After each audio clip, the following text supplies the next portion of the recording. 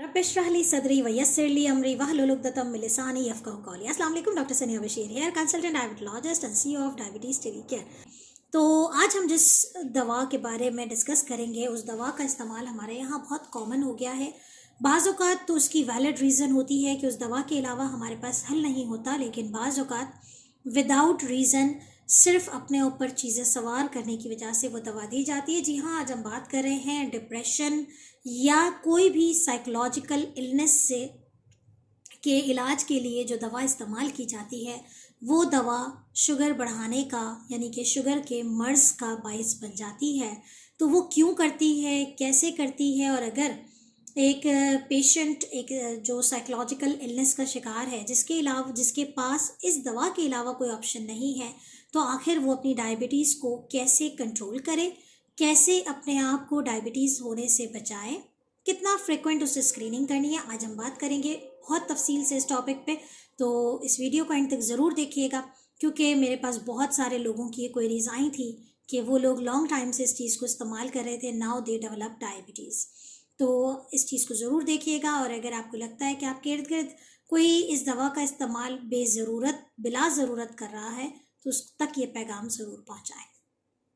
यहाँ हम बात कर रहे हैं anti psychotic drugs. Anti psychotic drugs क्या होती हैं कि जो कि किसी भी नफसियाती मर्ज़ में मुब्तला लोगों को जो अद्वियात दी जाती हैं उसके बहुत सारे साइड इफ़ेक्ट्स होते हैं, और उसमें एक साइड इफ़ेक्ट जो है वो शुगर का इस हद तक बढ़ जाना है कि वो डायबिटीज़ कॉज कर देता है। लेकिन मसला ये होता है कि हमारे पास चूँकि पाकिस्तान में ये एक अनफॉर्चुनेट बात है कि हम लोग साइकेट्रिक इलनेस के लिए साइकेट्रिस्ट को विज़िट करने के बजाय बाज़ औक़ात दवाइयाँ खुद से शुरू कर देते हैं, या फिर जो स्पेशलाइज नहीं है उस फील्ड में उनके कहने पे बहुत सारी एंटी एंजाइटी और एंटी साइकोटिक ड्रग्स यूज़ की जाती हैं। ये एंटी साइकोटिक ड्रग्स कहा यह जाता है कि जो डायबिटीज़ का जो एक प्रिवलेंस है पाकिस्तान में, आप जानते हैं कि हर 4 में से एक शख्स डायबिटीज़ का शिकार है, तो उसमें से जो 10% शेयरिंग है वो एंटी साइकोटिक ड्रग से होने वाली डायबिटीज़ है। यानी कि वो लोग जो मुसलसल इन दवाइयों का इस्तेमाल करते हैं बगैर अंडर सुपरविजन, तो वो डायबिटीज़ कॉज करता है।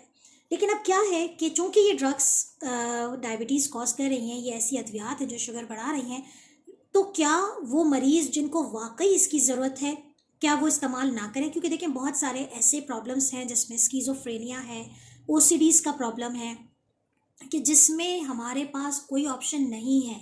Psychiatrist have to give this medication for the management of their psychiatric illness. तो फिर क्या करें?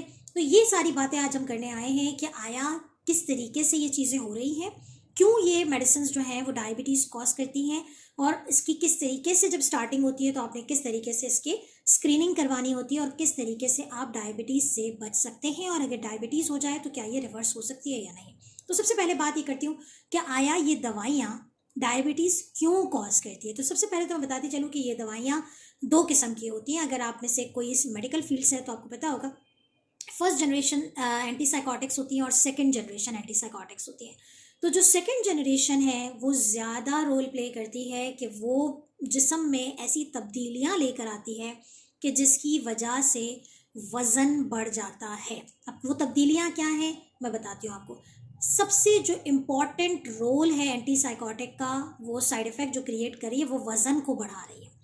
अब जब वज़न बढ़ रहा है, इस बात को गौर से सुनिएगा कि हमारी मैनेजमेंट सारी इस पर बेस करती है। वज़न अगर बढ़ रहा है इन अद्वियात की वजह से, तो ये वज़न बढ़ना लीडिंग कॉज हो जाता है उन तमाम इंसुलिन रेजिस्टेंस जो एबनॉर्मेलिटीज़ होती है। वज़न बढ़ेगा, इंसुलिन रेजिस्टेंस बढ़ेगी, शुगर बढ़ेगी, ब्लड प्रेशर्स बढ़ेंगे, लिपिड्स बढ़ेंगे। ठीक है, अब वज़न क्यों बढ़ा रही है? ये इन तरीकों से ये मेडिसिन वज़न को बढ़ाती है। नंबर 1, एंटी साइकोटिक मेडिसिन लेने वालों को भूख बहुत ज़्यादा लगती है। भूख लगने की वजह से ज़ाहिर है ओवर ईटिंग होती है। नंबर 1, वेट बढ़ गया। नंबर 2, चूँकि एंटी साइकोटिक ज़्यादातर ये जो दवाइयाँ हैं ये ज़्यादातर सिडेटिव होती है, यानी कि उससे आपको नींद बहुत अच्छी आती है। तो नींद होने के बाद हैंगओवर भी बहुत होता है, जिस्म में सुस्ती रहती है, आप इतने फिजिकली एक्टिव नहीं रहते हैं जितना कि एक नॉर्मल इंसान रहता है। Again one of the leading cause of weight gain. इसके अलावा जो तीसरा जो इम्पॉर्टेंट फैक्टर है वो ये है कि वो जिस्म में इंसुलिन की रेजिस्टेंस को बढ़ाती है, और इंसुलिन की सेंसिटिविटी को कम करती है। डिस्टर्ब हो जाता है तो शुगर के लेवल्स बढ़ जाते हैं, एट द एंड वो डायबिटीज़ कॉज करती है, वज़न को भी बढ़ाती है और ये तमाम चीज़ें होती हैं। सवाल ये है कि अब क्या किया जाए। स्टार्टिंग ऑफ द एंटीसाइकोटिक, अब देखिए हमारे पास बहुत सारे ऐसे लोग हैं जिनको ये पहले अवेयरनेस नहीं थी, ठीक है ना, लेकिन सबसे पहले हम उन लोगों के लिए बात करेंगे कि जिनको एंटीसाइकोटिक ड्रग्स दी जा रही हैं वो किस तरीके से अपनी प्रिवेंशन करें कि वो डायबिटीज़ से बच सकें। सबसे पहली बात तो ये है कि अगर आप एंटीसाइकोटिक ड्रग स्टार्ट करते हैं तो उसके लिए आपका लाइफस्टाइल बहुत अच्छा होना चाहिए, आप फिज़िकली एक्टिव होने चाहिए इंटेंशनली।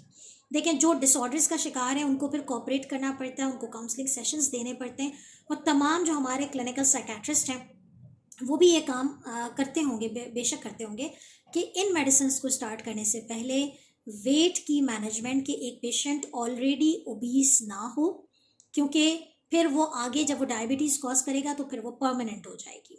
तो अगर आप एंटीसाइकोटिक ड्रग्स शुरू करने जा रहे हैं तो आपका लाइफस्टाइल बहुत अच्छा होना चाहिए। At the starting of the antipsychotic medications हमें पैरामीटर्स जो चेक करने हैं उसमें सबसे इंपॉर्टेंट होता है कि पेशेंट इटसेल्फ जो है उसका वेट बढ़ा हुआ ना हो, ठीक है। अगर वो वेट ऑलरेडी बढ़ा हुआ है तो जैसे मैंने जिक्र किया आपसे कि फर्स्ट जनरेशन और फिर सेकेंड जनरेशन मेडिसिन होती हैं, तो फिर इंतखाब, अब सवाल ये कि क्या दोनों करती हैं, तो देखें एट ज़्यादा सेकेंड जनरेशन वाली करती है। अब आप लिस्ट में भी आपको एंड में दिखाऊंगी कि सेकेंड जनरेशन कौन सी होती है, तो आप लोगों में से जो भी अगर इसे यूज़ कर रहा है और अब तक इस बात से बेखबर था कि ये डायबिटीज़ कॉज कर सकती है, तो अभी वो तमाम चीज़ें अप्लाई करना शुरू। तो लाइफस्टाइल बहुत अच्छा होना चाहिए, आपकी वेट मेजरमेंट, आपका BMI on the spot check होना चाहिए, और इसके अलावा आपकी जो एक डाइटरी पैटर्न है वो भी इस हिसाब से हो कि आपके इंसुलिन रेजिस्टेंस क्रिएट ना हो और आप मोटापे की तरफ ना लेके जाए।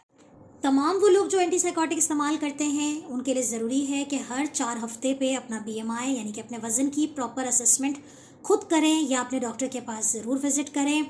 तकरीबन हर 3 महीने में अपना फास्टिंग ब्लड ग्लूकोज, अपना रैंडम ब्लड ग्लूकोज और अपना HbA1c, अपना ब्लड प्रेशर और अपना लिपिड प्रोफाइल ज़रूर चेक करवाएं, ठीक है। कहा यह जाता है कि जो ये मेडिसिन लेते हैं उसमें तकरीबन विद इन फर्स्ट 10 वीक्स 0.5 से लेकर 5 kg तक वज़न बढ़ जाता है। तो अगर वज़न बढ़ने की शुरुआत हो गई है तो आप बहुत ज़्यादा हाई रिस्क पर होते हैं, तो आपने अपना लाइफस्टाइल चेंज करना है और उसके लिए प्रॉपर गाइडेंस लेनी है। दूसरा, बाज़ औक़ात जब इस तरह से वो इन मेडिसिन के लेने के बाद अगर वो बॉर्डर लाइन शुगर पे आते हैं तो उनको फिर ओरल हाइपोग्लाइसेमिक या डायबिटीज़ की मैनेजमेंट भी प्रॉपर तरीके से शुरू की जाती है प्री डायबिटीज़ लेवल पे, ताकि वो डायबिटीज़ की तरफ प्रोग्रेस ना करें। एक बहुत इंपॉर्टेंट बात कि अगर आप कोई एंटी डिप्रेशन मेडिसिन ले रहे हैं एंटीसाइकोटिक, और अगर वो वज़न बढ़ाना शुरू कर रही है तो अपने डॉक्टर से फ़ौरन कंसल्ट करें, इंस्टेड ऑफ कि आप 3 महीने का इंतज़ार करें। आपने फ़ौरन कंसल्ट करना है और डॉक्टर से सुइटेबल ऑप्शन की तरफ जाना है। जैसे कि मैंने जिक्र किया कि कुछ जो फर्स्ट जनरेशन है वो वेट और इन तमाम चीज़ों को कम बढ़ाती हैं और उसमें उनका रोल इतना नहीं होता जितना कि सेकेंड जनरेशन एंटीसाइकोटिक्स में होता है।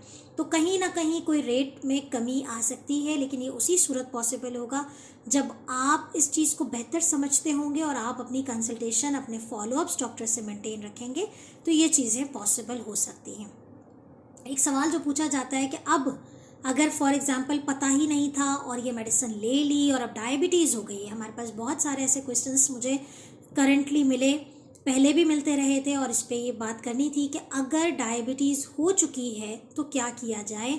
तो नंबर 1 कि स्विच द रिजिम, ठीक है। आप एंटीसाइकोटिक की मेडिकेशन अगर किसी मेंटल इलनेस की वजह से ही ले रहे हैं तो स्विच अप करें, और अगर सिर्फ अपनी मर्ज़ी से ले रहे थे कि मुझे एंजाइटी रहती है या पैनिक अटैक्स इस तरीके से रहते हैं और आप समझते हैं कि इस पे आप विल पावर के ज़रिए कंट्रोल कर सकते हैं, तो टेक काउंसलिंग सेशंस और स्लोली उसको रिड्यूस करें।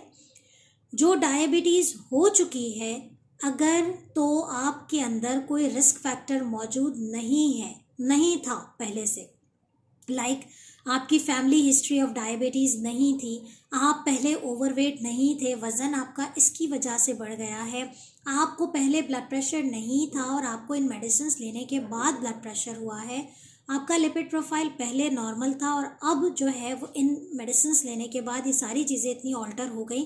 तो अगर आप मेडिसिन को स्टॉप करते हैं या चेंज करते हैं रिजिम को, तो you can reverse your diabetes.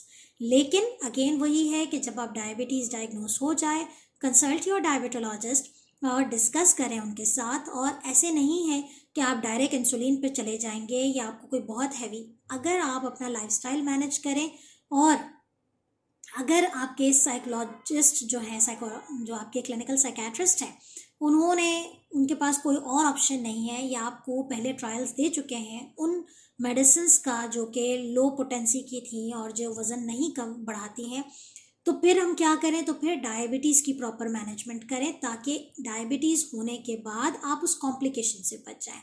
तो ब्रीफली यही है कि ये रिवर्स हो सकती है अगर आप मेडिसिन स्टॉप या स्विच ऑफ द रिजिम करें। लेकिन मेडिसिन स्टॉप तभी करेंगे जब आपके क्लिनिकल साइकेट्रिस्ट उसे अलाउ करेंगे।